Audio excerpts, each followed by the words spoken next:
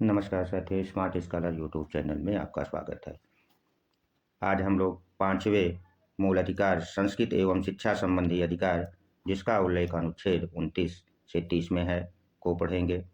हमारे संविधान निर्माताओं ने संस्कृत एवं शिक्षा संबंधी जो मूल अधिकार है को पांचवें मूल अधिकार के रूप में संविधान में क्यों स्थान दिया? तो जो भारत की सांस्कृतिक विविधता को संरक्षित करने के उद्देश्य से शिक्षा एवं संस्कृत संबंधी जो मूल अधिकार पांचवें अधिकार में दिया, इसके पीछे उनका यही आशय था। अब जो संस्कृत शब्द का उल्लेख पांचवें मूल अधिकार में है, हो सकता है कि संस्कृत शब्द या कल्चर के विषय में आपको जानकारी पूर्णतया ना हो, तो संस्कृत शब्द का आशय जीवन की पद्धति से है या जीवन जीने का जो हमारा तरीका है उससे है। इसके अंतर्गत लोक नृत्य, गायन, चित्रकला, त्योहार आदि सभी सम्मिलित होते हैं। इनका समेकित या सम्मिलित नाम ही संस्कृत है। अब हम सीधे अनुच्छेद 29 को जानेंगे कि 29 क्या कहता है। तो अनुच्छेद 29 अल्पसंख्यक वर्गों के हितों के संरक्षण के विषय में बात करता है। हालांकि जो हमारा संविधान है, इसमें कहीं पर भी अल्पसंख्यक वर्ग शब्द को परिभाषित नहीं किया गया है। इसे आप लोग अवश्य नोट कर लीजिए। फिर भी यदि राष्ट्रीय स्तर पर देखा जाए तो हिंदू बहुसंख्यक है, किंतु कुछ राज्य ऐसे हैं जहां पर हिंदू अल्पसंख्यक हैं, जैसे जम्मू कश्मीर, नागालैंड आदि राज्य हैं जहां पर हिंदू अल्पसंख्यक हैं। जो अनुच्छेद 29 अल्पसंख्यक वर्गों के हितों की संरक्षण की बात करता है, इस अनुच्छेद के दो उपखंड भी हैं, अनुच्छेद 29(1) और 29(2). चलिए, 29(1) में किस बात का उल्लेख है? तो 29(1) ये कहता है कि भारत का जो प्रत्येक नागरिक है और जिसकी अपनी विशिष्ट भाषा, लिपि या संस्कृत है, उसे बनाए रखने का अधिकार होगा।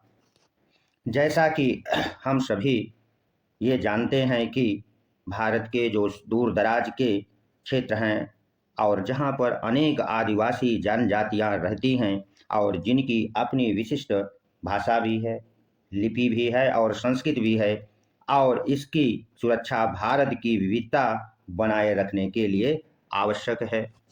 और अनुच्छेद 29(1) के तहत न्यायालय ने भी कुछ निर्णय दिए हैं, उसको भी आपको जानना आवश्यक है।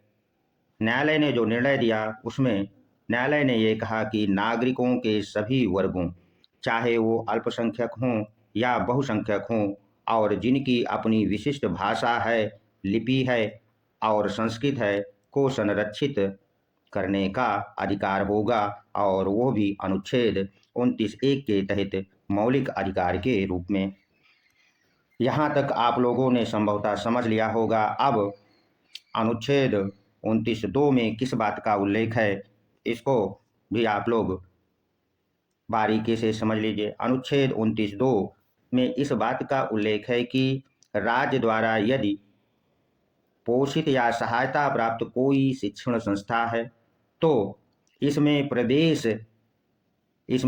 के लिए किसी भी नागरिक को 4 आधारों पर प्रवेश देने से वंचित नहीं किया जा सकता।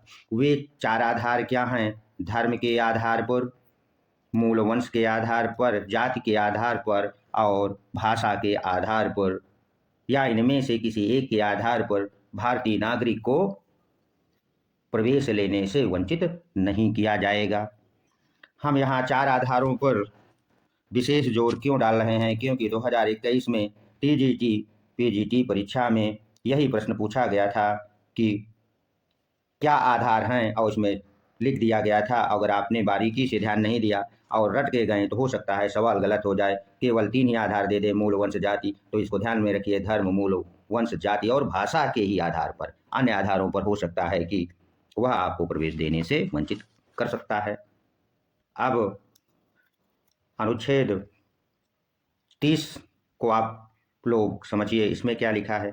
अनुच्छेद 30 में इस बात का वर्णन है कि अल्पसंख्यक वर्गों को शिक्षण संस्थाओं की स्थापना एवं प्रशासन का अधिकार अनुच्छेद 30 के तहत प्रदान किया गया और इस अनुच्छेद के भी दो खंड हैं, 30(1) और 30(2). यानी जो भी अल्पसंख्यक वर्ग हैं उन्हें शिक्षण संस्थाओं की स्थापना करने एवं उसका प्रशासन करने का अधिकार दिया गया है 30 में। अब अनुच्छेद 30(1) में किस बात का उल्लेख है, किन आधारों पर वो अपनी शिक्षण संस्था की स्थापना एवं प्रशासन कर सकते हैं, तो इसके लिए अनुच्छेद 30(1) में दो आधार बताए गए हैं। उनके धर्म या भाषा पर आधारित अल्पसंख्यक वर्गों को, यानी धर्म के आधार पर और भाषा पर आधारित अल्पसंख्यक वर्गों को ही अपनी पसंद की शिक्षण संस्थाओं की स्थापना और प्रशासन का अधिकार होगा। अन्य आधारों पर नहीं कि जाति के आधार पर मुस्लिम या ये, अगर उनका कोई धर्म है या भाषा है तभी, और वो अल्पसंख्यक हैं तभी वो अपनी पसंद की शिक्षण संस्थाओं की स्थापना कर सकते हैं और उसका प्रशासन का अधिकार होगा। जैसे क्रिश्चियन हो गए, उनका एक विशेष धर्म है, ईसाई धर्म, उनकी एक भाषा है, इसलिए वो खोल लेते हैं। इसी तरह मुस्लिम वर्ग का इस्लाम धर्म है और उनकी एक भाषा भी है, तो वो भी अल्पसंख्यक वर्ग में आते हैं। अब चलिए हम अनुच्छेद 32 को भी जान लें कि 32 में किस बात का उल्लेख है। तो राज्य, भाषा या धर्म पर आधारित किसी अल्पसंख्यक शिक्षण संस्थाओं को सहायता देने में इस आधार पर भेदभाव नहीं करेगा कि इसका प्रबंध अल्पसंख्यक वर्गों के हाथों में है।